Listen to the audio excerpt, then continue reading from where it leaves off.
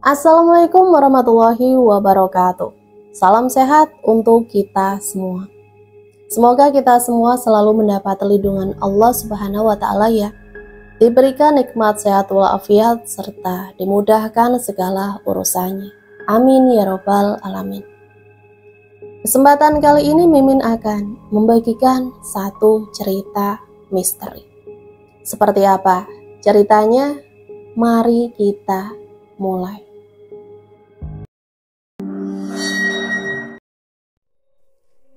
Nama aku Lina Novitasari. Usia aku saat ini 23 tahun. Aku tinggal di Jawa Tengah. Aku saat ini bekerja di salah satu toko baju yang terletak di pusat kota. Sudah sekitar 2 tahun, aku mengais rezeki sebagai penjaga toko di sana. Tentu saja suka duka pernah aku alami, baik dengan pelanggan, pemilik toko, bahkan dengan pasangan sendiri. Tak hanya kisah suka duka, namun juga pengalaman mistis yang tak pernah aku lupakan. Dan semoga ini pengalaman pertama dan terakhirku berinteraksi dengan hal-hal gaib. Pengalaman ini terjadi setahun yang lalu, saat aku baru saja pertunangan dan hampir melangsungkan pernikahan. Sebut saja namanya Tommy.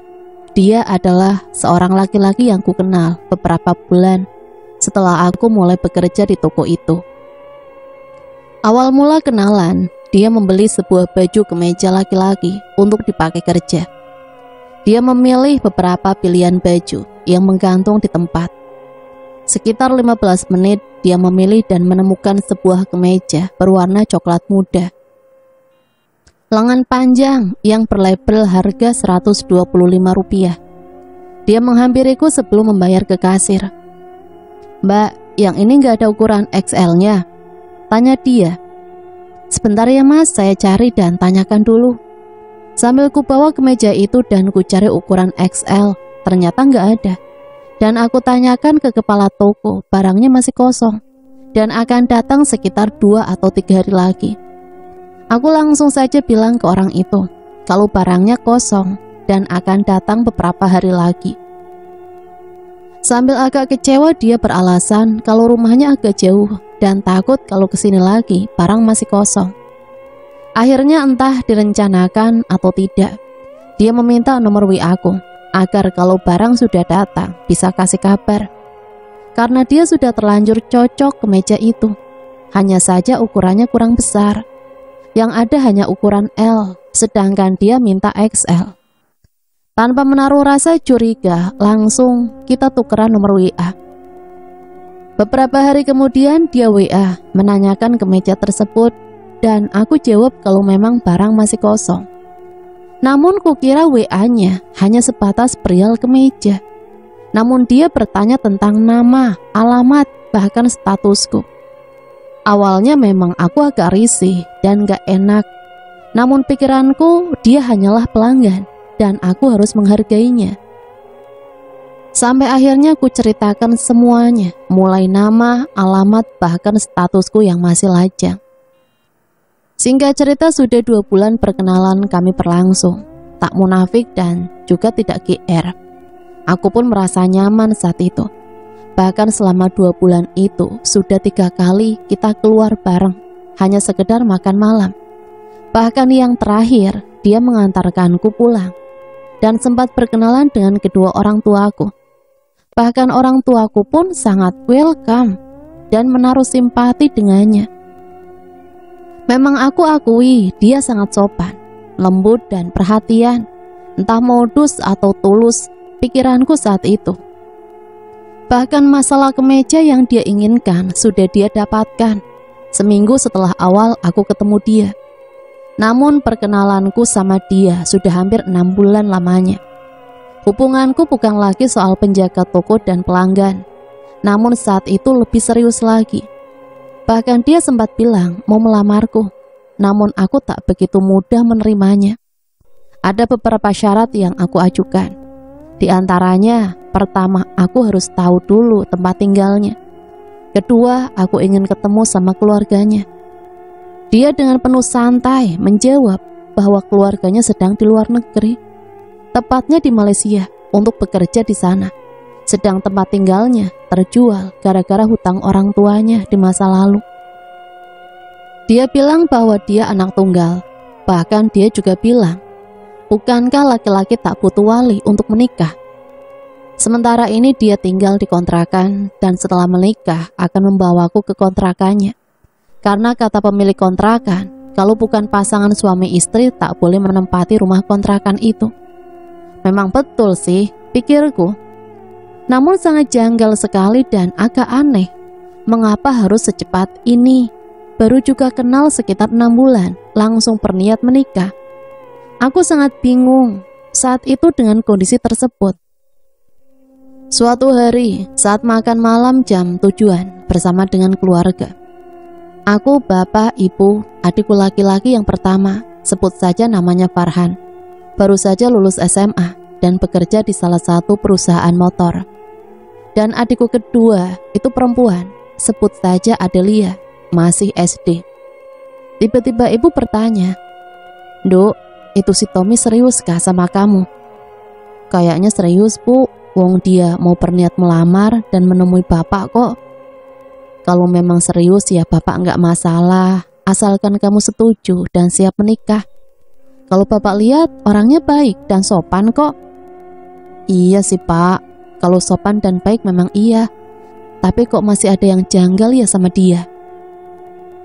Belum selesai kita ngobrol, terdengar ada suara lemparan batu kerikil yang agak besar sebanyak 3 kali di atas genteng. Lemparan pertama mungkin saja anak-anak tetangga iseng lempar-lemparan sama teman-temannya. Namun lemparan yang terakhir sangat keras, hingga spontan bapak melihat keluar rumah. Namun anehnya nggak ada anak-anak satupun yang bermain, bahkan kondisi sepi. Saat itu kita menganggap bahwa mungkin ranting pohon yang jatuh atau beberapa buah mangga yang masih kecil jatuh. Malam itu obrolan serius masalah Tommy tak ada kelanjutan. Karena jujur sih, Tommy orangnya menyenangkan dan tidak aneh-aneh. Akan tetapi kalau untuk hubungan lebih serius, sepertinya aku masih belum siap sepenuhnya. Suatu ketika pas aku kerja melayani pelanggan di toko yang membeli baju, teman kerja yang sudah aku anggap saudara, sebut saja namanya Sinta. Dia bertanya tentang kelanjutan hubunganku dengan Tommy. "Lin, gimana hubunganmu sama si Tommy? Kalau emang udah mantep, lanjut aja." "Nggak tahu Sin, masih ragu aku, kayaknya." Sambil melamun sejenak. "Kenapa? Apa dia kurang serius sama kamu? Kurang ganteng? Atau kurang berduit?" Tanya Sinta mencecar pertanyaannya. "Baik kok, baik orangnya. Lagian yang kubutuhkan bukan hanya ganteng dan berduitnya. Cuma yang bikin aku ragu latar belakangnya belum jelas." "Belum jelas gimana maksudmu?" "Ya belum jelas saja. Masa ditanya rumahnya di mana dan aku pengen ketemu orang tuanya, malah dia jawab masih ada di luar negeri. Rumahnya terjual gara-gara hutang keluarga. Nggak tahu ah, rasa-rasanya janggal perasaan ini." "Ya sudah, kamu istikharah saja, minta petunjuk sama Allah yang terbaik." Tak berselang lama obrolanku sama Sinta. Ibu menelponku dan mengabari bahwa Adelia, adik kedua aku yang masih kelas 4 SD saat ini, dibawa ke rumah sakit. Aku pun tanpa pikir panjang izin ke bos untuk ke rumah sakit siang itu. Sesampainya di rumah sakit swasta yang ada di salah satu kabupaten Kudus, langsung aku disambut bapakku dan mengantarkanku ke ruang rawat inap tempat Adel dirawat. Langsung aku tanya ibu, kenapa Adel sampai masuk rumah sakit? Ibu menceritakan bahwa saat di sekolah dia katanya sakit perut dan pas istirahat langsung muntah. Awalnya muntah cairan, tapi lama-kelamaan muntah darah. Lantas pihak sekolah membawa ke rumah sakit lalu menelpon ibu. Memang saat itu ibu bapak sedang bertugas di salah satu pengadilan negeri yang ada di Jawa Tengah sebagai hakim. Walaupun bapak seorang hakim, namun didikannya kepada keluarga, terutama pada anak-anaknya, harus hidup mandiri dan sederhana. Oleh karena itu, aku dan adik pertamaku Farhan memilih bekerja daripada setiap hari minta uang ke bapak. Aku lulusan SMK Tata Busana, sedangkan adik lulusan SMK Otomotif. Aku dan Farhan sepakat mencari uang dulu untuk bekal apabila nanti ingin kuliah. Walaupun gaji bapak sangatlah cukup untuk kami berdua kuliah, namun kami sekali lagi tidak seperti itu prinsipnya. Lanjut ke masalah Adele. Dia kondisinya lemas dan demamnya tinggi. Ketika diberi suntikan di infus, demamnya agak reda. Namun nanti beberapa jam kemudian demamnya kambuh lagi. Begitu seterusnya. Ketika aku tanya ke bapak yang sempat berbincang sama dokter yang menangani Adele, dokter bilang tak ada penyakit dalam yang parah. Semua normal, bahkan hasil rongsen tak menunjukkan adanya penyakit apapun dalam tubuh Adele. Hari itu pun aku izin ke bos bahwa aku nggak bisa kembali ke toko karena harus menjaga di rumah sakit nemenin ibu. Ayah kembali ke tempat kerjaan, sedangkan Farhan kembali ke bengkel. Sambil beberapa jam jika belum ada pelanggan, sesekali jenguk rumah karena memang jarak bengkel tempat dia kerja dengan rumah kami agak dekat. Hanya sekitar 50 meter saja. Namun toko tempatku kerja sangat jauh, hampir 6 km jaraknya. Malam harinya saat setelah maghrib, kembali kondisi Adele sangat panas suhu badannya dan demam. Kami sangat panik melihat keadaan seperti itu.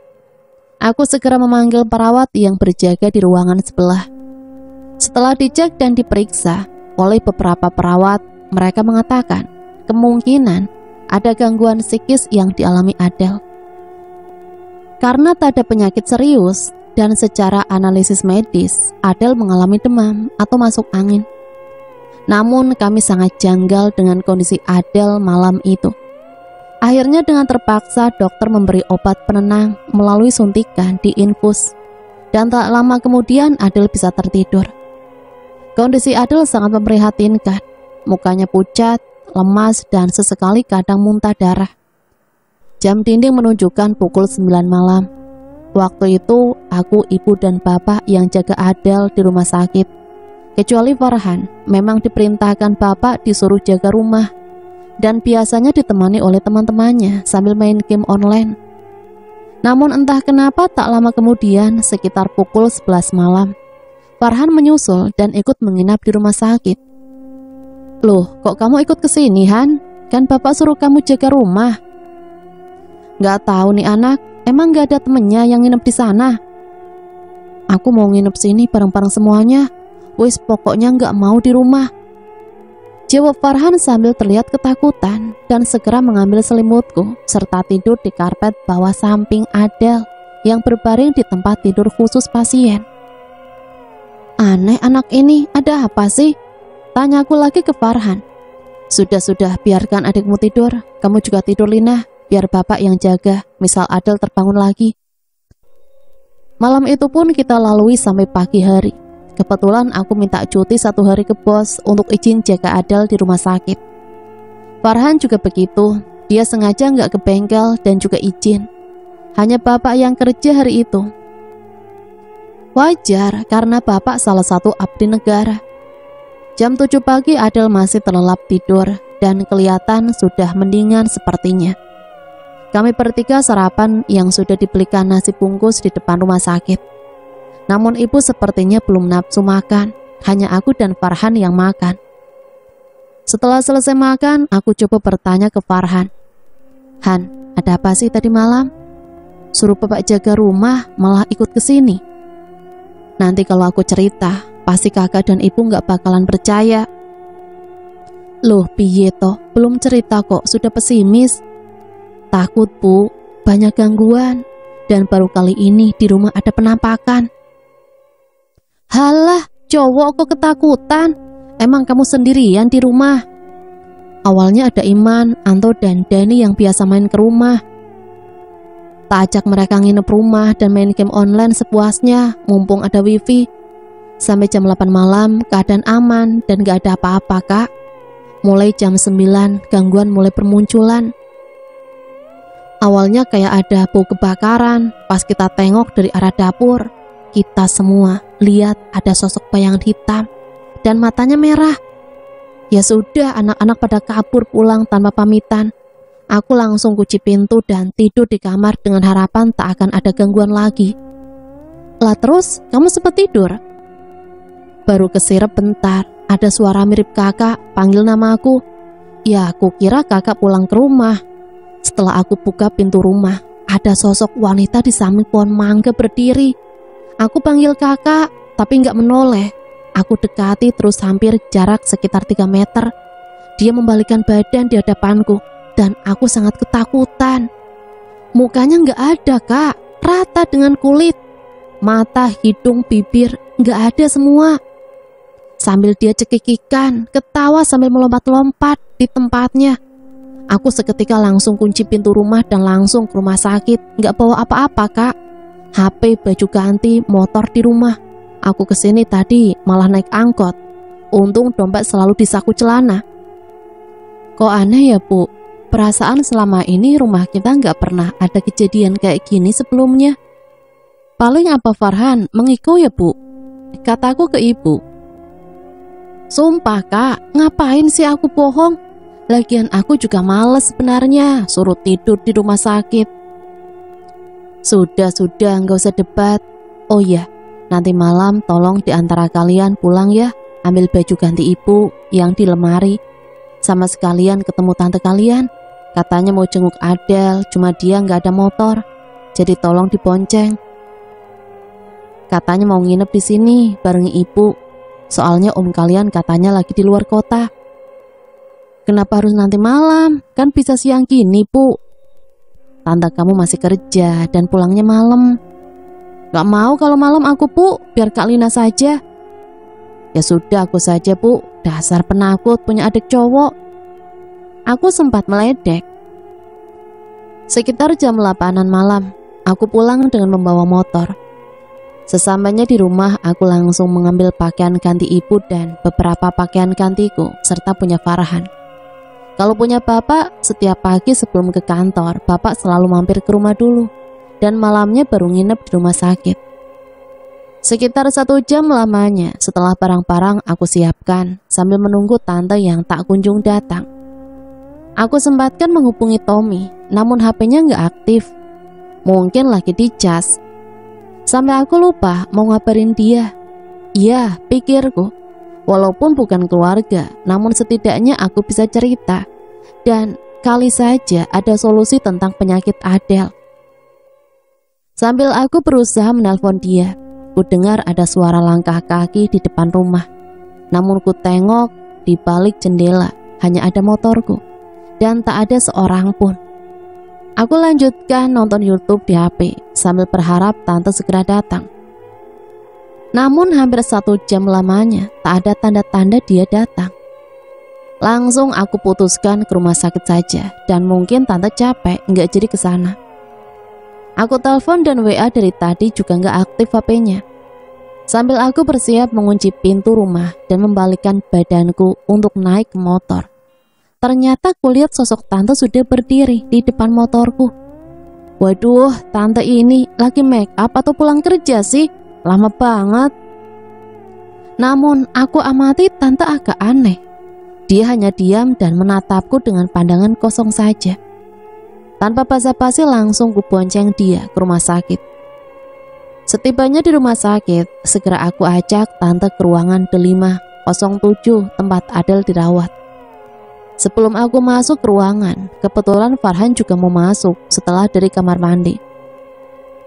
Kakak ini lama sekali disuruh ambil baju ganti ibu. Ditunggu dari tadi tuh. Sampai ayah datang, nanya kakak kok belum balik.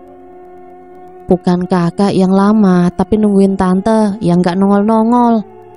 Lah, ngelindur nih orang.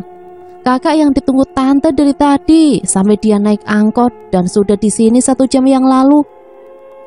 Kamu yang ngelindur. Wong kakak tadi boncengan sama tante. Kalau nggak percaya, tanya tante. Sambil aku berbalik badan dan kulihat tante sudah nggak ada. Padahal mulai dari parkiran sampai depan ruang D507, beliau bersama aku. Mana ada tante? Sudah, yuk ditunggu orang-orang itu. Begitu sangat terkejutnya aku melihat di dalam ruangan sudah ada tante yang sedang ngobrol sama ibu. Aku beberapa detik memperhatikan pakaian yang dikenakan tante, sama persis dengan sosok yang aku bonceng barusan. Lalu siapa yang aku bonceng? Belum lama lamunanku. Ini dia, ponakan yang cantik. Disuruh ke rumah malah nggak respon. Tante sudah ada di sini dari tadi. Bukannya aku bonceng barusan. Bonceng gimana ah? Wong tante pulang kerja jam 7 tadi. Terus mau ke rumahmu. Kamu bersiap naik motor. Dan aku sapa diem saja, malah tancap gas. Tante, sumpah, tadi jam 9-an tante ke rumah. Dan aku tungguin, tante baru datang ke rumahku. Lagian jam 7 aku belum nyampe rumah. Wong aku nyampe rumah baru jam 8 malam. Lah terus tadi yang tak sapa siapa jam 7-an?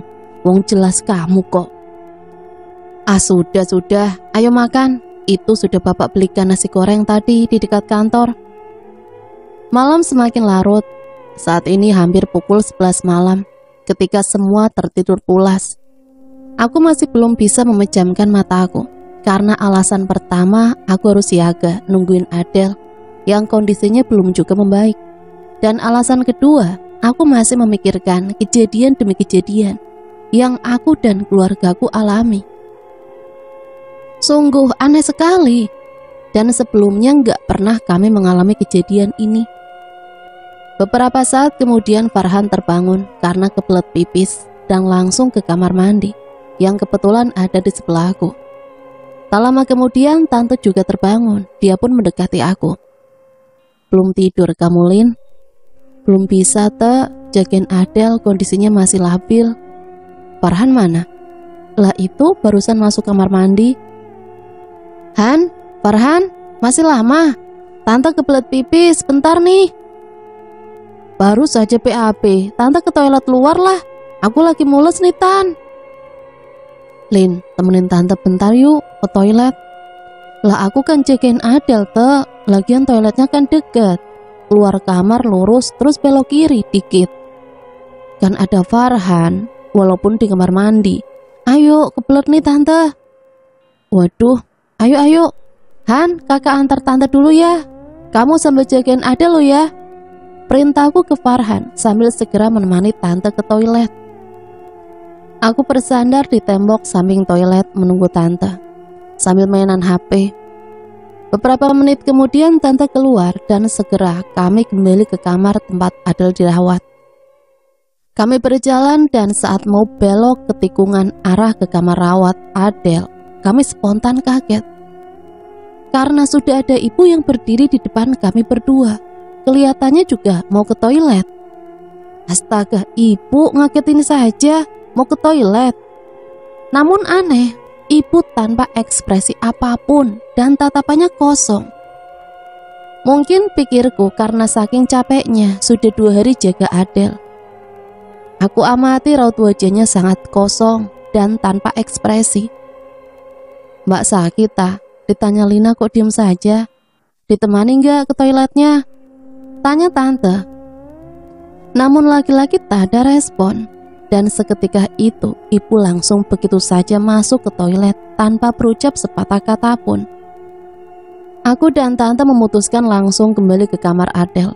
Dan ternyata Farhan sudah selesai PAP-nya. Lagi main HP sambil jaga Adele. Sudah selesai PAP-nya. Oh gitu, tadi nemenin ibu ke toilet. Ke toilet? Lawang ibu dari tadi tidur di samping bapak. Tuh dekat lemari. Langsung aku dan tante menengok ke balik lemari karena memang posisi lemari menutupi jika ada orang tidur di sebelahnya. Setelah aku dan tante memastikan ternyata benar, ibu masih tidur di situ. Kami pun langsung bergegas memakai selimut dan tidur. Aneh, kakak dan tante ini lihat ibu kayak lihat hantu saja. Bilang saja kalau aku yang disuruh jaga Adele. Ucap Farhan menggerutu. Malam pun berlalu dan tak terasa sudah pagi lagi. Aku sarapan bersama keluargaku. Hari ini juga aku minta izin ke ibu untuk kembali kerja di toko karena sudah 2 hari aku izin. Sebenarnya dari pihak bos sudah mengizinkan jika memang harus jaga adik, sementara tak usah kerja dulu. Namun aku yang merasa gak enak sama yang lain. Singkat cerita, aku sudah berada di toko tepat pukul 8 pagi. Saat ini Sinta sudah datang duluan. Memang di toko itu ada 5 karyawan, 4 orang yang melayani pembeli dan 1 orang sebagai kasir. Memang sangat ramai toko itu setiap harinya. Selain harga agak murah, kualitas juga bagus, serta barang juga banyak jenisnya. Jika di rata-rata setiap hari ada sekitar 50-70 pengunjung. Dari beberapa karyawan, memang yang paling akrab adalah Sinta. Karena memang dia orangnya supel. Dan kadang kalau libur aku sering berdua dengannya. "Hai Say, waduh 2 hari gak nongol, kangen aku," ucapnya sambil memelukku erat. Sinta meluapkan kegembiraan saat aku datang. "Maaf ya Sin, 2 hari ini aku gak masuk karena nemenin ibu jaga Adel. Sedangkan papa harus masuk kerja tiap hari." "Oh iya, gimana kondisi adik kamu Lin? Memang sakit apa sih?" "Kalau kata dokter cuma demam biasa sih. Tapi anehnya itu loh, kadang muntah darah dan kondisinya lemas." "Muntaber atau demam berdarah mungkin ya?" "Enggak Sin, udah dirongsen 2 kali. Cuma gak ada penyakit serius. Kondisi dalam tubuhnya baik-baik saja kok." "Ah, aneh banget ya." "Ya udah sabar ya Say, semoga adikmu cepat sembuh," ucapnya sambil dia memelukku lagi. "Oh ya, terus gimana kelanjutan hubunganmu sama Tommy?" "Gak tau lah, aku gak mikirin itu dulu. Lagian aku sudah hubungi berkali-kali, WA-nya masih belum aktif sampai saat ini. Harusnya kalau memang serius kasih kabar dong, apalagi saat ini keluarga aku kena musibah." Tak berselang lama ada pelanggan pertama hari itu. Dia memakai mobil dan sepertinya kayak seorang ulama atau kiai, karena terlihat memakai sarung dan jubah putih, serta seperti ada supirnya. Kalau dilihat bukan orang sembarangan. Lalu ku minta Sinta untuk melayaninya, untuk memilih pakaian yang akan dibeli. Karena aku baru datang dan harus menaruh tas serta jaketku ke ruang ganti. Tak lama berselang setelah aku siap dengan seragamku, aku amati ternyata rombongan itu membeli pakaian koko yang jumlahnya sekitar 20 piece. Banyak amat belinya dalam batinku. Namun fokusku malah tertuju pada sosok kiai itu yang dari tadi dia memperhatikan aku. Namun karena aku gak enak sendiri, aku langsung menata pakaian yang stoknya baru datang tadi malam untuk dipasang di tempat gantungan. Aku sesekali sambil memperhatikan, dan sekarang posisi kiai itu lagi ngobrol dengan Sinta, sedang karyawan lain masih sibuk untuk menata pakaian juga. Aku amati pelan-pelan, sepertinya mereka sedang membicarakanku. Bukannya aku GR, namun aku yakin karena sesekali Sinta juga melihatku dari jarak jauh sambil ngobrol dengan kiai tersebut. Sudah hampir 30 menit rombongan tersebut berada di toko. Kalau beli pakaiannya mungkin hanya 10 menit. Namun sisanya ada obrolan serius sama Sinta. Tak lama berselang rombongan tersebut pergi dengan membawa pakaian yang agak banyak. Benar juga, lalu Sinta nyamperin aku yang sedang menata pakaian. "Say, sini ikut aku bentar," sambil menarik tangan kananku. Aku dibawa ke ruang ganti yang agak jauh dari karyawan lain. Sepertinya Sinta mau cerita penting, dan kita duduk di dekat pintu ruang ganti. Dipastikan karyawan yang lain gak akan dengar, apalagi kelihatan karena tertutup oleh lemari pakaian. Tahu nggak pelanggan yang barusan beli pakaian? Maksudmu rombongan kiai tadi? Yups, betul. Kenapa? Kamu suka sama Pak Kiai tadi? Aku agak meledek.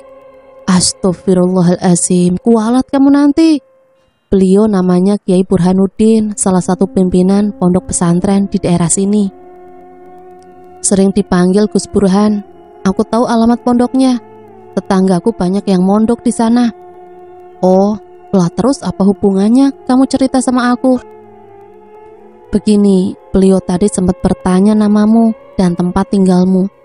Awalnya aku juga agak aneh kenapa tiba-tiba beliau bertanya tentang kamu. Nah, aku dengerin terus pembicaraannya. Dan tahu nggak apa kata beliau?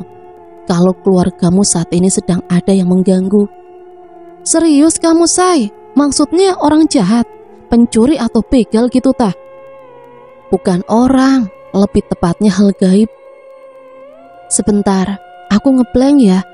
Maksud kamu sejenis hantu gitu? Ya, mungkin. Yang jelas hal gaib. Malah beliau mengatakan saat ini ada yang ikut denganmu. Seketika saat Sinta bilang hal tersebut, bulu kuduku merinding dan hawa langsung dingin di leher dan tanganku. Entah apa yang terjadi, padahal cuaca panas saat itu. Terus gimana dong, Say? Kalau emang bener takut aku. Iya, kata beliau pesannya kamu sering-sering berdoa dan hati-hati dimanapun berada.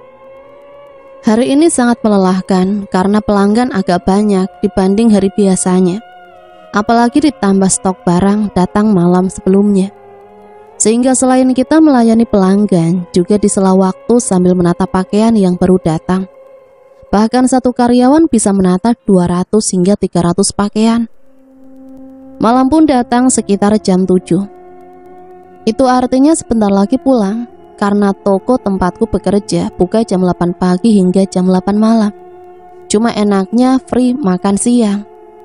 Soalnya bosku juga punya 2 pembantu, satu orang untuk masak pribadi dan yang satu untuk masakan karyawan di tokonya. Tak terasa sudah jam 8 malam. Saat toko sudah ditutup sama yang piket hari ini, aku pun bersiap pulang. Lebih tepatnya ke rumah sakit, menginap di sana untuk malam ketiga. Sesampainya di rumah sakit, ternyata bapak sudah datang dan sedang makan nasi bungkus yang dibelinya di warung ditemani ibu. Assalamualaikum. Sambil aku cium tangan ke bapak dan ibu. Waalaikumsalam. Sudah pulang, Dok? Cuci tangan dulu, terus makan. Itu bapak belikan nasi padang kesukaanmu. Aku pun langsung cuci tangan dan makan di samping Adel yang masih terbaring lemas. Sepertinya dia tidur pulas dengan selang infus yang masih menempel di tangannya. Farhan dan Tante mana, Pak? Tantemu tadi sore pulang. Bentar lagi juga palingan datang lagi ke sini. Terus Farhan? Lah itu, nggak tahu Bapak.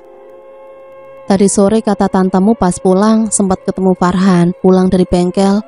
Katanya mau istirahat bentar sebelum maghrib ke rumah tante dan malam bareng ke sini. Kata tante begitu bilang ke ibu tadi sore. Walah, pasti takut tuh Bu, Farhan kan habis digangguin setan. Hus, jangan bilang gitu, nanti ada setan beneran, kapok kamu. Oh ya Pak, Bu, tadi di toko kan ada pelanggan. Namanya kalau nggak salah Gus Burhan. Gus Burhan pimpinan pondok pesantren itu, Tanduk. Iya, lo kok ibu tahu? Ya ngertilah, ibu sering ikut jamaah sholawatan, punya Zahro, istrinya beliau tiap malam Jumat. Memang kenapa, Nduk? Di situ aku menceritakan detail apa yang disampaikan Sinta kepada aku tanpa aku tambahi dan kurangi. Astagfirullah, pantas kok akhir-akhir ini ada-ada aja ya kejadian di keluarga kita. Wes, nggak usah terlalu berpikir yang enggak-enggak. Kita berdoa saja semoga dilindungi Allah. Tak berselang lama tante pun muncul dan membawa makanan kecil seperti gorengan, buah dan keripik buat cemilan malam ini. Loh, Farhan gak bareng kamu toh? Lah itu Mbak, aku tungguin katanya mau ke rumah. Sampai hampir jam 9 malam gak nongol-nongol. Terus aku diantarkan Doni tadi naik motor. Sempat aku lewat depan rumah sampean. Kondisinya sepi, gak ada motornya Farhan. Pikirku ya wis berangkat duluan kali. Doni adalah anak pertama tante yang masih kelas 2 SMA. Doni mana sekarang tante? Kok gak ikut ke sini? Halah, Doni kalau disuruh ke rumah sakit dari dulu gak mau. Tadi nyampe parkiran langsung putar balik. Lagian dia besok ujian katanya. Dan juga gak enak ninggalin adiknya masih SD di rumah. Seketika itu aku langsung telepon Farhan. Namun HP-nya gak aktif. Dan aku WA teman-temannya yang aku kenal juga. Mereka juga gak tahu di mana Farhan. Malam ini kami semua makan cemilan dan buah yang dibawakan tante. Hingga tak terasa sudah hampir jam 10 malam. Tak lama kemudian ada beberapa perawat masuk dan mengecek kondisi Adele. Setelah hampir 3 menit cek infus, detak jantung dan kondisi tubuh Adele, salah seorang perawat bertanya, "Maaf Pak, Bu, sebelumnya anak ini punya gejala apa ya sebelum masuk rumah sakit?" "Kalau gejala nggak ada sih Bu, cuma kata gurunya yang bawa ke sini dia sempat muntah darah dan pingsan di kelas." "Memang anak kami sakit apa ya Bu? Apa mungkin keracunan makanan saat jajan di sekolah?" "Kalau masalah makanan kayaknya bukan Pak, karena diagnosa dan analisis kami di perut putri Bapak nggak ada makanan yang beracun. Harusnya kalaupun ada makanan yang beracun, suntikan antibiotik dan vitamin yang rutin kita berikan, harusnya kondisinya sudah pulih 1 kali 24 jam. Ini sudah 3 hari nggak ada perkembangan." "Terus gimana ya Bu solusinya?" Begini Pak, Bu, sebenarnya kami nggak boleh menawari solusi seperti ini. Karena di dunia kesehatan kami diajari untuk diagnosa penyakit medis dan bukan hal yang selain itu.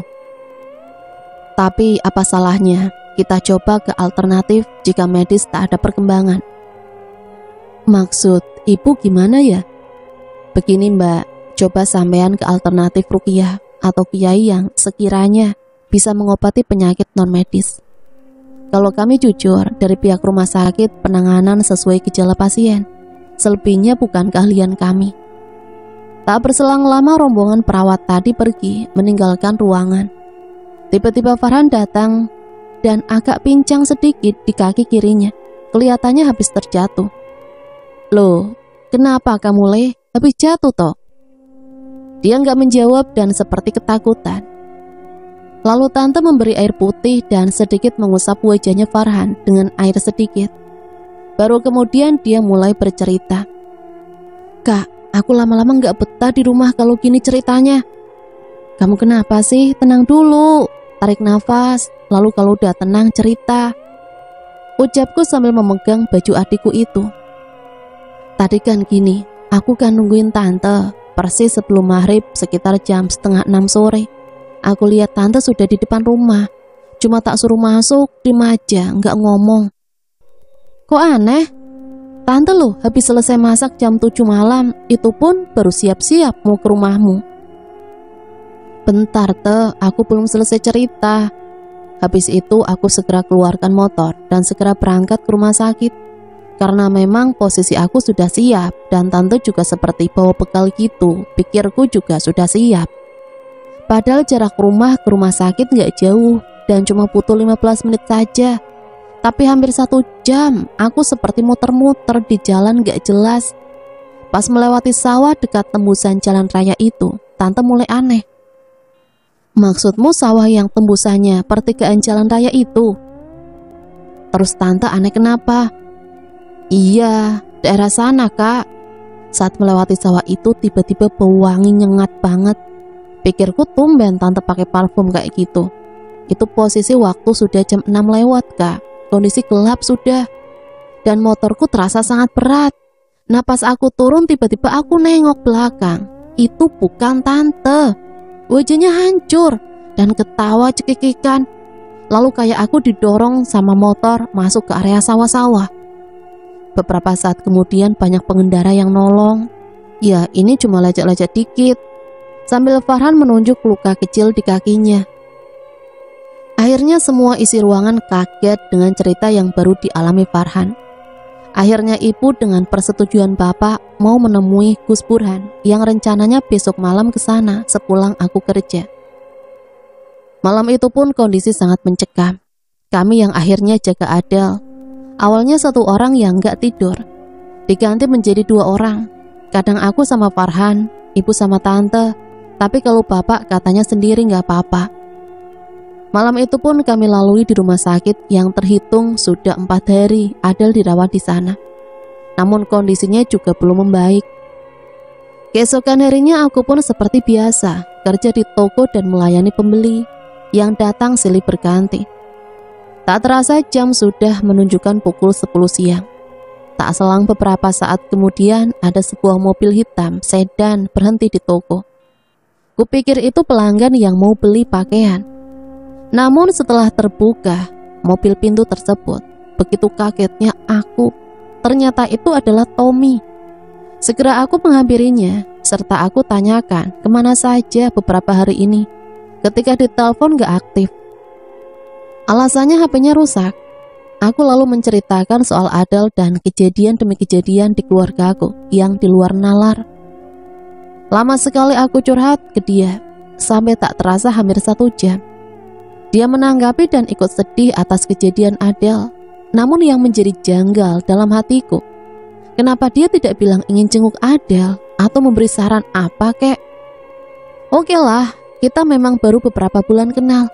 Cuma lagi-lagi perasaan hati kecilku kayak ada yang aneh. Beberapa saat kemudian dia mengutarakan ingin melamarku dan ketemu orang tuaku sebagai tanda keseriusannya. Ya aku bilang kalau mau ketemu bapak dan ibu ya di rumah sakit, karena kami semua sedang nunggu Adel dirawat di sana. Singkat cerita, besok dia akan menemui orang tuaku di rumah sakit. Kalau nanti malam aku ada acara dengan ibu. Pikirku aku rahasiakan kalau mau ke pondok pesantrennya Gus Burhan. Singkat cerita, malam pun tiba. Sesuai rencana, aku dan ibu pergi ke pondoknya Gus Burhan yang ada di jalan desa. Sesampainya di sana sekitar pukul 9 malam, dan memang masih ada kajian yang langsung dipimpin beliau. Sekitar 15 menit kami menunggu, dan akhirnya ada perwakilan santriwati yang mendampingi kami untuk masuk ke dalamnya Gus Burhan. Ternyata di sana sudah ada beliau dan Nyai Zahro. Assalamualaikum Gus, Nyai, maaf mengganggu malam-malam begini. Gak apa-apa ibu, monggo silakan duduk. Hampir 5 menit kami memperkenalkan diri, sambil ngobrol santai dan akhirnya sampailah pada inti permasalahannya. Ibu pun menceritakan sedetail mungkin kejadian yang dialami oleh keluarga kami, baik yang terjadi oleh Adel, Farhan. Saya terkadang menambahi sedikit. Gus Burhan pun mengamati dan mendengarkan sambil sesekali menganggukkan kepalanya sambil senyum tipis, yang tandanya beliau sudah paham betul dengan kejadian ini. Tak lama berselang beliau izin ke belakang sebentar. Hampir 10 menit kami ngobrol santai dengan Bu Nyai Zahro sambil menunggu beliau datang. Tak selang beberapa saat, beliau datang sambil membawa sebotol air mineral ukuran 1,5 liter. Ibu dan Nak Lina, ini nanti diminumkan ke Adel dan juga Kamundo terutama, ucapnya sambil menoleh ke aku. Maaf Gus, kan yang sakit adik, kok saya juga harus minum? Yang sakit memang adikmu, cuma itu ada hubungannya dengan Kamundo. Insya Allah dengan pertolongan Allah semua akan baik-baik saja. Maksud Gus, saya sumber dari masalah ini J. Nanti akan tahu sendiri kok. Berdoa saja supaya dijauhkan dari kezoliman. Saya tidak mau mendahului yang di atas. Wallahu a'lam. Yang penting jangan lupa sholat 5 waktu dan selalu berdoa, minta keselamatan. Dan terus sisa air yang diminum adikmu dan kamu cipratkan ke ruangan rumah sakit dan terutama pintu masuk kamar adikmu dirawat. Hampir jam 10 malam kami pun pamit undur diri. Namun setelah ibu memberikan amplop yang berisi uang yang sudah disediakan untuk Gus Burhan, beliau menolak dengan halus, malah suruh sumbangkan ke anak yatim atau pembangunan masjid. Sesampainya di rumah sakit kami pun melaksanakan apa yang diperintahkan oleh beliau. Adel pertama kali minum air itu, lalu kemudian aku, dan sisanya ibu cipratkan ke seluruh kamar itu dan pintu masuk kamar. Jam hampir menunjukkan pukul 11 malam. Kemudian bapak datang dan membawa nasi bungkus seperti biasa. Loh, kok belum tidur semua ini? Katanya mau ke pondok Gus Burhan. Sudah dong pak, sip pokoknya beres. Sambil kuacungkan jempol kanan dan langsung cium tangan bapak dan mengambil nasi serta tas bapak. Terus yang kesana siapa tadi? Aku sama ibu yang jaga Adel, Farhan sama tante. Akhirnya kita semua menceritakan apa yang didapat dari Gus Burhan tadi sedetailnya. Dan akhirnya bapak lega seraya berdoa demi kebaikan bersama. Tumben bapak baru pulang jam segini. Tadi ada sidang banding bu, karena minggu lalu kan ada kasus penipuan yang senilai hampir 3M, kan Bapak hakim ketuanya. Setelah mengamati bukti-bukti memang jelas kasus penipuan dan sesuai tuntutan kena 7 tahun penjara. Terus yang ini banding. Tapi tetap saja nggak bisa. Intinya terdakwa itu ingin bebas. Malah ada seseorang nemuin Bapak mau ngasih 200 juta agar terdakwa bebas. Ya Bapak nggak mau main kayak gitu. Walaupun keluarga sedang susah, tapi itu uang haram. Tetap Bapak putuskan pidana 7 tahun. Tak berselang lama tiba-tiba Adel bangun dan panggil-panggil nama ibu. Alhamdulillah anak ini sudah sehat dan sadar. Sudah 4 hari, nggak bisa diajak bicara sama sekali. Tidak bangun, tidak apa. Langsung ibu dan tante memeluk Adel yang sudah bisa bicara dan sehat. Alhamdulillah nak, akhirnya kamu sudah bisa bicara dan bergerak. Awalnya Adel hanya terbaring tidur, kadang juga melek, namun kondisi lemas tanpa bisa bergerak dan bicara. Makan pun nggak bisa, hanya infus saja. Adel di mana sekarang, Bu? Kok ini bukan rumah kita? Ini di rumah sakit, nak. Adel sudah 4 hari di sini. Sekarang kondisinya gimana? Lemes dan lapar sekali Adel, Bu. Adel pengen makan. Jawab Adel langsung seketika itu juga. Tante nyuapin Adel dengan makanan yang sudah disediakan rumah sakit malam itu. Begitu layaknya dia seperti orang berbuka puasa. Selesai makan dan minum, Adel pun bercerita. Adel kayak mimpi, Bu. Serem sekali. Kamu mimpi apa, Nduk? Adel bertemu seorang perempuan cantik, Bu. Dia ngajak main Adel di suatu tempat. Tapi Adel nggak tahu di mana itu. Pokoknya tempatnya bagus kayak di hutan. Di sana banyak makanan dan Adel sempat mau makan. Tapi tiba-tiba Kak Lina sama ibu melarangku makan makanan itu. Lalu perempuan tadi memaksaku makan. Cuma makanan yang tadinya buah-buahan, ayam goreng, ada sate juga. Sekejap berubah menjadi bangkai dan tumpukan sampah. Lalu Adel nggak mau makan, tapi perempuan itu memaksa makan. Lama-kelamaan dia marah. Yang awalnya wajahnya cantik, tiba-tiba berubah serem. Wajahnya penuh darah, kukunya panjang, dan tingginya hampir sama dengan rumah kita, Bu. Adel sangat takut sekali, Bu. Terus Kak Lina dan ibu membawa Adel pergi dengan berlari. Saat sudah jauh, aku lihat ke belakang. Perempuan yang serem tadi berubah lagi jadi laki-laki. Terus Adel sadar, seperti sekarang. Adel masih takut, Bu. Kata Adel sambil memeluk ibu. Ya sudah, sekarang Adel pupuk lagi ya, biar kondisinya cepat fit dan segera pulih, terus kita pulang deh ke rumah. Akhirnya malam itu Adel bisa tidur nyenyak dan kami yang menjaga pun juga tidur dengan nyenyak. Tak ada gangguan apa-apa malam itu. Keesokan harinya seperti biasa, aku Bapak Farhan kerja. Di rumah sakit hanya ibu dan tante. Itu pun kebetulan tante pasti tidak ada job untuk memasak di tetangga. Memang tanteku biasanya dimintai tolong untuk masak di tetangga jika ada keperluan, seperti hajatan atau selamatan. Dan tentunya dibayar. Kalau tak ada job ya nganggur.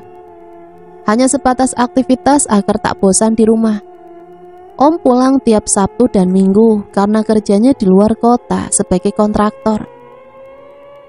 Kembali ke cerita. Aku sengaja pulang duluan sebelum maghrib dan izin ke bos karena ada acara. Aku nggak bilang kalau ada lamaran dari Tommy. Itu pun di rumah sakit karena Adel baru boleh pulang keesokan harinya. Dikarenakan pemulihan kondisi. Singkat cerita, waktu sudah menunjukkan pukul 7 malam dan kebetulan bapak juga maghrib sudah pulang. Setelah keluargaku ngumpul di ruang rumah sakit waktu itu. Kok Mas Tommy belum datang, Kak? Tanya Farhan. Ya sabar, katanya tadi sudah OTW kok. Dia sudah tahu belum Lin kalau kita nunggu di kamar 507? Ya belum tahu Pak. Nanti sampai parkiran biar dijemput sama Farhan. Siap Kak. Tak lama berselang telepon WA aku berbunyi dan menandakan ada panggilan. Pas aku lihat ternyata dari Tommy. Dia ternyata posisinya sudah ada di parkiran. Langsung saja aku suruh Farhan untuk jemput Tommy di parkiran. Tak berselang lama keduanya pun kembali ke ruangan tempat Adel dirawat. Assalamualaikum Pak, Bu. Tommy pun bersalaman dengan bapak, ibu dan tante. Waalaikumsalam. Gimana, sehat? Macet nggak tadi di jalan? Sehat Pak. Ya tadi sempat macet di daerah depan mall yang mau ke rumah sakit. Tapi aman kok. Oh ini Adel. Gimana kondisinya dek? Kata Tommy sambil melihat Adel. Namun Adel diam saja sambil menatap dan mengamati Tommy yang baru saja datang.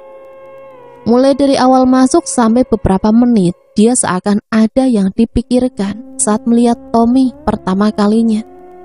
Memang saat awal Tommy ke rumah dulu, Adel belum ketemu karena dia sedang ngaji di musola malam itu. Lama sekali Adel memperhatikan Tommy seperti sudah tahu sebelumnya. Padahal ini awal dia ketemu. Dek, itu loh ditanya Om, kok diem saja? Sehat Om. Hampir 10 menit kami mengobrol dengan pembukaan tanya kabar dan pekerjaan. Hingga sampailah pada obrolan utama, yaitu Tommy mengutarakan niatnya memintaku ke bapak malam itu, alias melamarku. Namun bapak tak langsung menanggapinya, sama sepertiku. Bapak menanyakan seputar orang tuanya, kenapa kok nggak diajak? Dan jawabannya sama saat seperti aku tanya, orang tuanya ada di luar negeri karena sedang bekerja. Lalu ketika ditanya keluarga lain, seperti Pak D, Om, dan lainnya, dia jawab nggak punya katanya. Sungguh aneh pikirku. Di satu sisi dia orangnya baik, di sisi lain ada yang aneh dan janggal saat cerita keluarganya. Ada yang ditutup-tutupin. Tapi tak berselang lama obrolan itu, tiba-tiba ada kejadian yang aneh. Tak ada angin, tak ada hujan, tiba-tiba Tommy mengeluh sakit kepala yang dahsyat. Dan sambil mengeluh serta memegang kepalanya, kami semua sempat bingung. Akhirnya Farhan mengantarkannya keluar untuk beli obat di apotik. Hampir 5 menit lamanya akhirnya Farhan pun kembali, namun sendiri tanpa Tommy. Loh, Kak Tommy mana Han? Langsung pulang Kak, katanya nitip salam ke semua karena belum bisa ngobrol lagi. Harusnya suruh istirahat dulu lah Han, kan Mas Tominya lagi pusing, sampai matanya merah gitu tadi. Enggak teh, pas aku keluar niat beli obat, belum juga sampai di apotik, sudah sembuh, dan kondisinya sangat sehat. Paling baru 5 langkah keluar ruangan ini sudah pulih lagi. Aneh, kok bisa gitu ya? Paling dia nggak betah dengan baunya obat Lin, atau lagi kecapean kali. Belum juga analisa kita selesai, tiba-tiba ada langsung nyaut dan cerita. Itu Om Tommy kayak yang ada di mimpi Adel, persis banget. Maksud Adel gimana? Iya Kak, pas Adel mimpi dikejar perempuan yang mukanya penuh darah dan kukunya panjang. Adel lari diselamatkan kakak dan ibu. Pas enggak jauh ada lihat perempuan yang ngejar tadi berubah jadi laki-laki, persis dengan Om Tommy tadi wajahnya. Sudah, Adel istirahat ya, sudah malam. Terus kamu Lin, coba nanti atau besok pagi WA dan telepon Tommy, gimana kondisinya. Sekarang ayo istirahat, sudah hampir jam 9 malam. Malam itu kondisi aman tanpa gangguan apapun. Keesokan harinya, tepatnya pukul 7, Adel sudah bisa dibawa pulang dengan surat rekomendasi dari dokter yang menangani Adel saat itu. Aku pun izin telat masuk kerja karena harus menemani ibu dan tante untuk mengurus kepulangan Adel dari rumah sakit. Sedangkan bapak harus pergi ke kantor lagi di pengadilan negeri. Kurang lebih pukul 8 kami tiba di rumah. Aku dan tante langsung beres-beres rumahku yang selama 4 hari nggak ditempati. Hampir pukul 9 aku pun pamit ke ibu untuk kerja lagi. Singkat cerita jam 8 malam aku pulang ke rumah dan ternyata sudah banyak tetangga yang jenguk Adel. Banyak om dan tante sudah ada di sana, ngobrol dengan beberapa tetangga. Kebetulan itu hari Sabtu, jadi om pulang dari luar kota. Tak terasa sudah hampir jam 9 malam, tetangga sudah nggak ada lagi yang datang.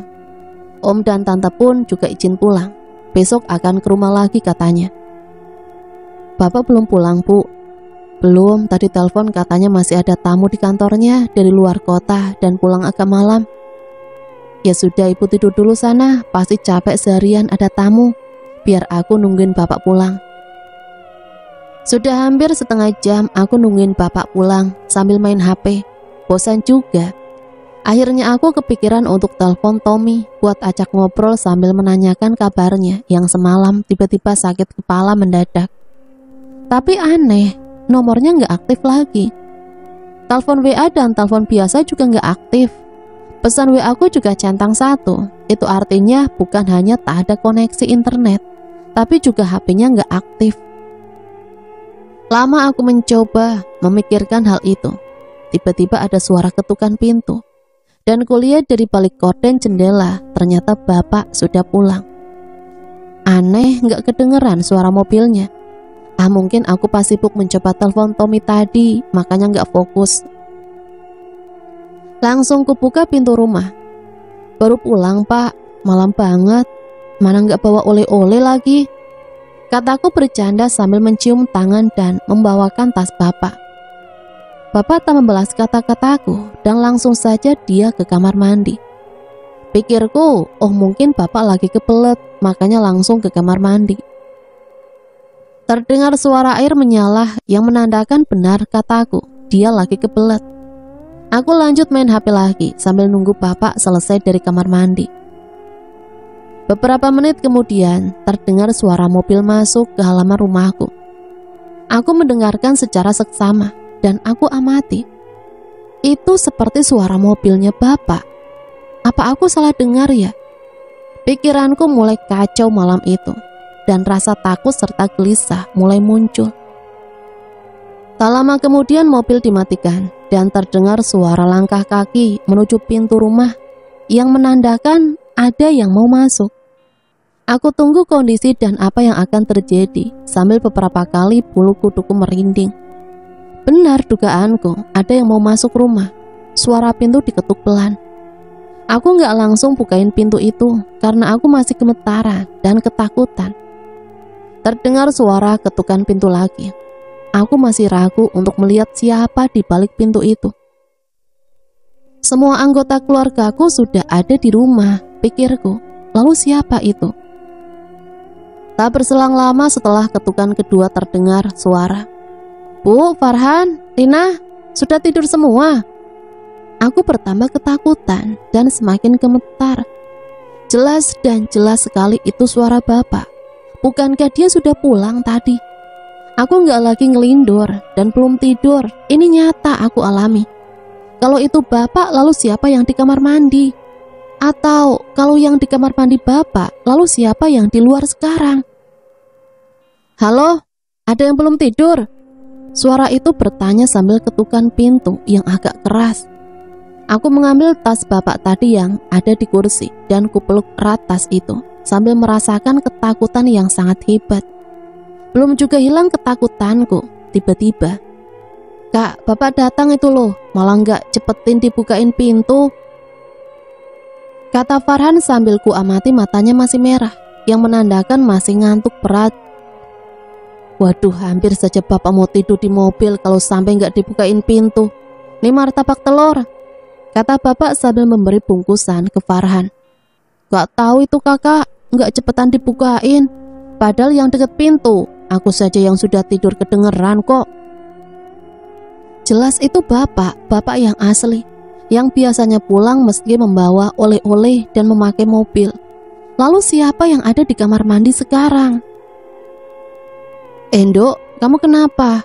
Kakakmu kenapa, Tohan? Gak tahu tuh pak, aku baru bangun tidur di ruang tamu, ngantuk dan capek banget. Adel dan ibu sudah tidur? Tanya bapak sambil melihat kamar sebelah yang memastikan Adel dan ibu sudah tidur. Lah itu siapa habis dari kamar mandi? Keran gak dimatiin? Hemat air dong. Sambil bapak menuju kamar mandi untuk berniat mematikan air. Langkah demi langkah bapak menuju kamar mandi. Dan sesaat sebelum sampai di pintu kamar mandi, spontan aku agak teriak, Pak, jangan!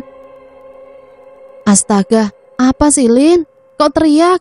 Sampai kaget dan bangun ibu. Untung adikmu gak terbangun. Gak tahu tuh Lina, bapak baru datang malah sikapnya aneh. Ibu habis dari kamar mandi. Enggak, wong ibu baru bangun, kaget Lina teriak. Bapak baru datang ya? Lina takut Pak, Bu, Lina takut. Ada apa sih di keluarga kita ini? Kataku sambil menangis di pelukan ibu. Wis istighfar no, istighfar, nyebut. Han, ambilkan air minum buat kakakmu. Setelah aku minum air dan agak tenang kondisiku, aku cerita ke semuanya. Lah terus yang kamu lihat pertama tadi mirip kayak bapak gitu tah? Atau jangan-jangan kamu sedang ngelindur atau mimpi kali? Ya Allah Pak, aku belum tidur dari tadi. Yang aku lihat nggak lagi mirip, tapi persis memang bapak. Malah tasnya bapak ini aku pegang. Saking ketakutannya aku tadi. Sambil kulihat apa yang kupegang, ternyata itu bantal, bukan tasnya bapak.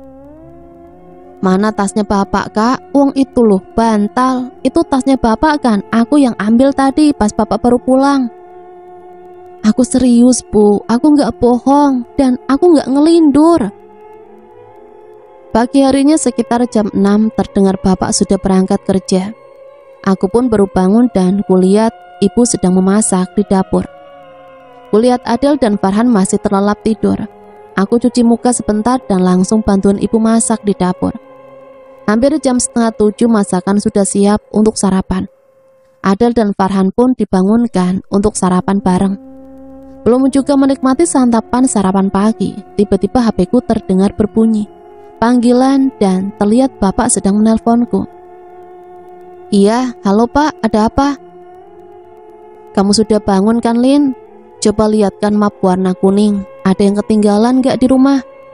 Bentar Pak, tak cari dulu.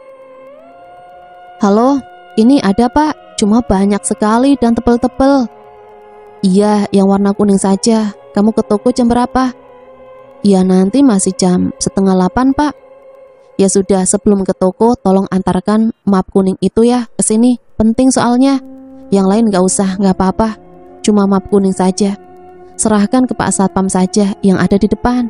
Bilang saja suruh nyerahkan ke Bapak. Ingat, jangan lupa yang map kuning, penting itu.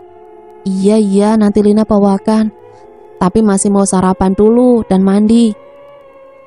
Ini loh Bu, map kuningnya Bapak ketinggalan.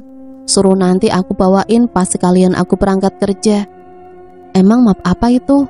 Penting kayaknya, berkas hasil sidang. Tanya ibu sambil kubuka pelan-pelan. Ternyata benar. Isinya berkas putusan persidangan yang kasus penipuan 3M. Lembar demi lembar coba aku baca sepintas. Tibalah di lembar halaman 54. Aku masih ingat itu. Di sana ada nama terdakwa atas nama Pak Wahono dan Bu Ani. Yang alamatnya di Desa C, Jawa Tengah. Kok nggak asing ya nama daerah itu? Kayak pernah dengar.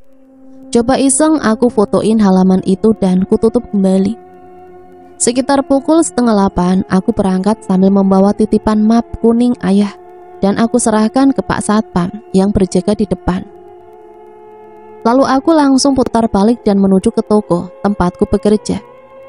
Sesampainya di toko aku langsung melayani beberapa pembeli hingga tak terasa sudah jam 12 siang. Itu artinya jam untuk makan siang. Oh ya Lin, gimana acara lamaranmu sama Tommy kemarin? Lupa terus mau tanya. Gagal say. Loh kok bisa sih? Gimana ceritanya? Awalnya sudah ketemu bapak dan ibu di rumah sakit pas Adel masih dirawat di sana. Belum juga ngomong intinya udah kabur dia. Tiba-tiba sakit kepala dan wajahnya langsung merah. Terus pulang deh. Sampai sekarang gak ada kabar. WA-nya juga gak aktif. Kok aneh gitu ya say? Kayak gak jelas gitu. Coba samperin ke rumah kontrakannya. Katamu dia ngontrak di daerah mana dulu? Kamu pernah bilang kan? Langsung aku sejenak shock dan kaget ketika Sinta membahas soal tempat tinggal Tommy. Dan aku masih ingat dengan alamat terdakwa di map kuning tadi pagi.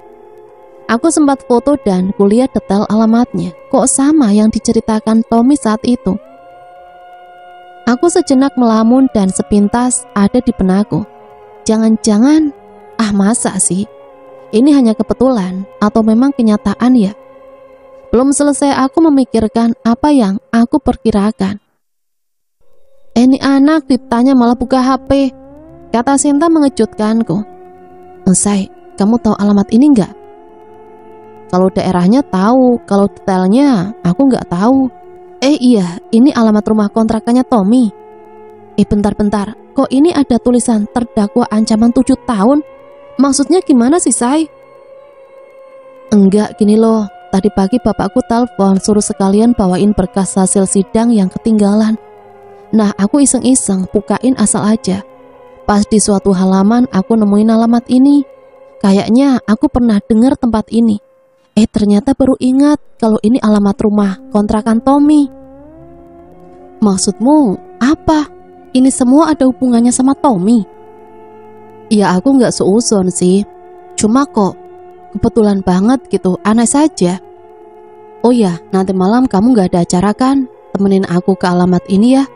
Maksudku cuma di depan saja, lewat gitu untuk memastikan. Oke lah, sip, nggak apa-apa kok. Malam pun tiba dan sekitar pukul 8 lebih setelah yang lain pada pulang. Aku dan Sinta pun pesan ojek mobil online. Sambil menunggu mobil datang, aku dan Sinta memasukkan motor kita ke garasi samping toko. Hampir sekitar 30 menit akhirnya kita sampai di tempat tujuan, persis di depan rumah, tapi agak maju sedikit posisiku. Ku amati detail apa yang ada di sekitar rumah itu dan sungguh terkejut.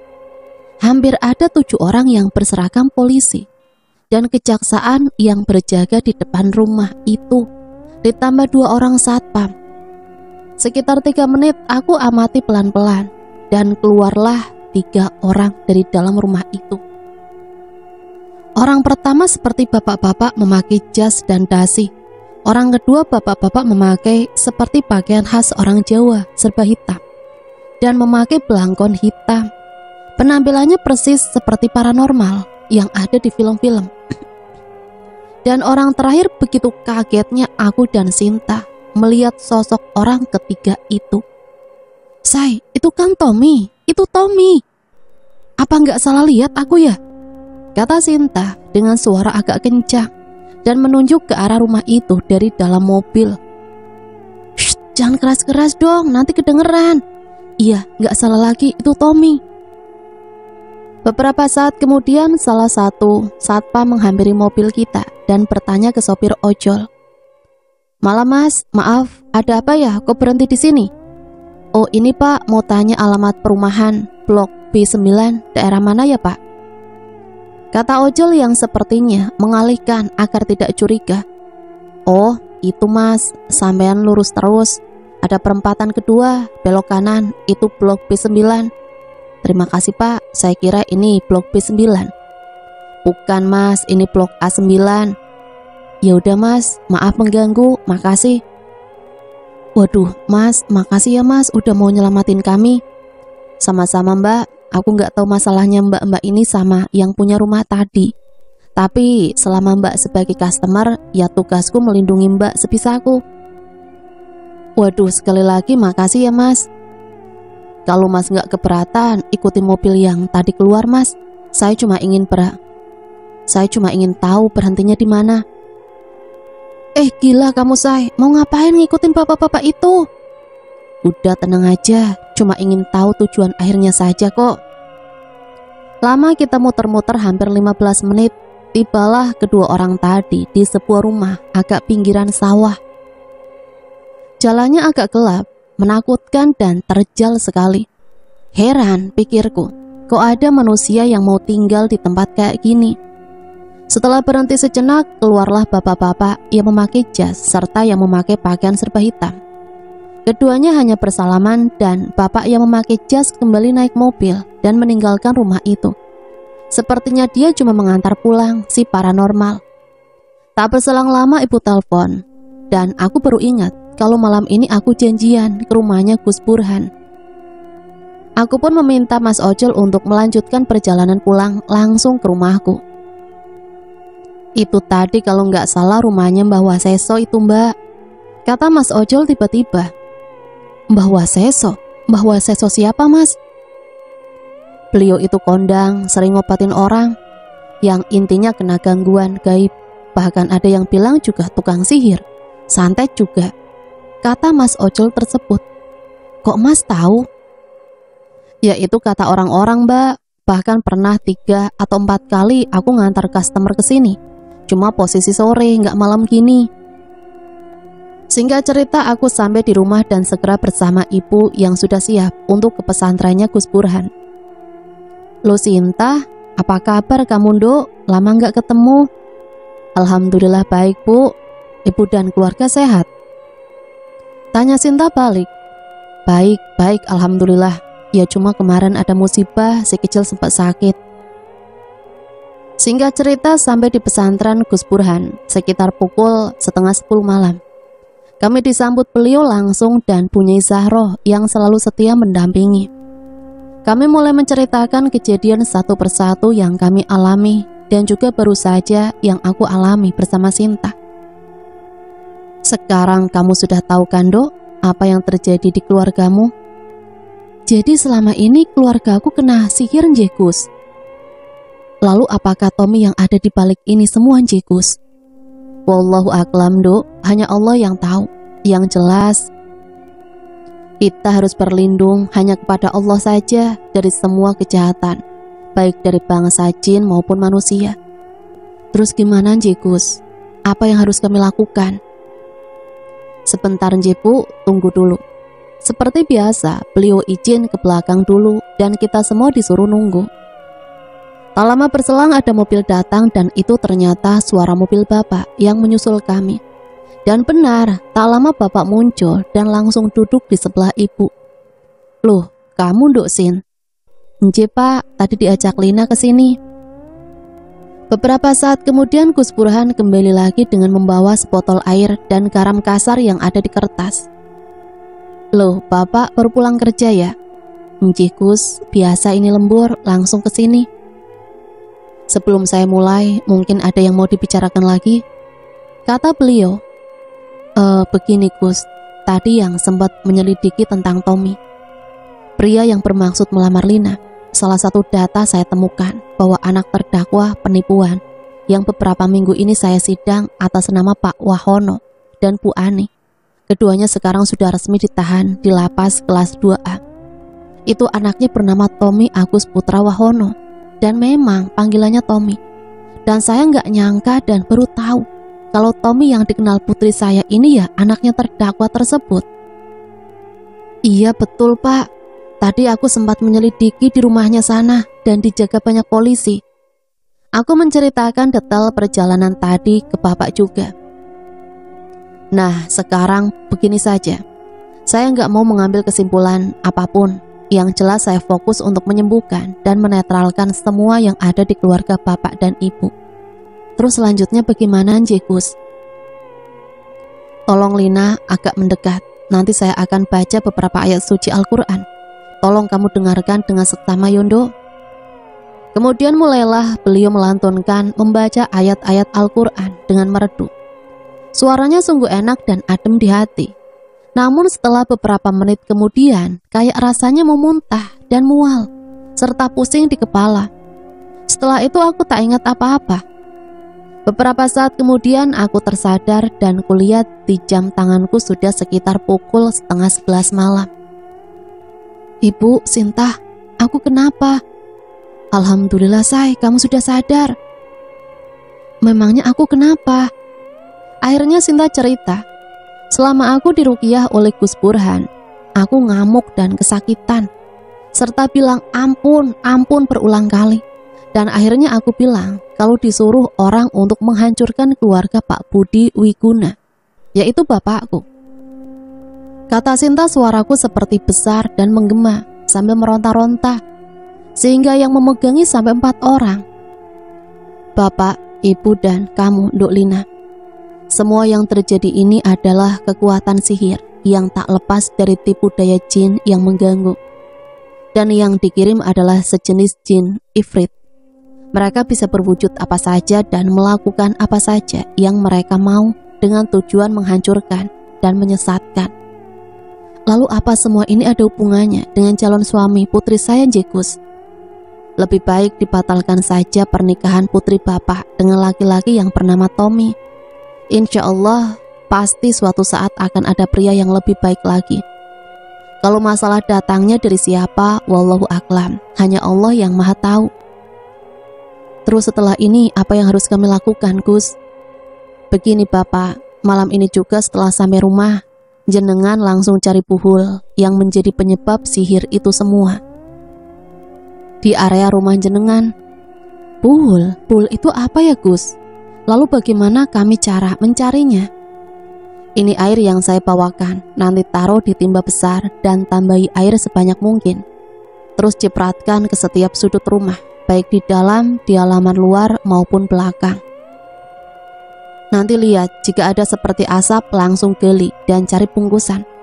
Biasanya berupa kait, jadi Buhul itu sarana untuk melakukan sihir atau santet yang terbungkuskan sesuatu.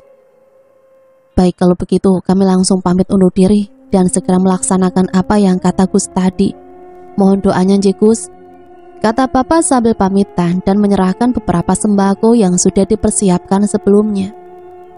Setelah sampai rumah, kami melakukan apa yang diperintahkan oleh Gus Burhan. Dan iya, akhirnya kami melihat asap yang keluar di sekitar pohon mangga.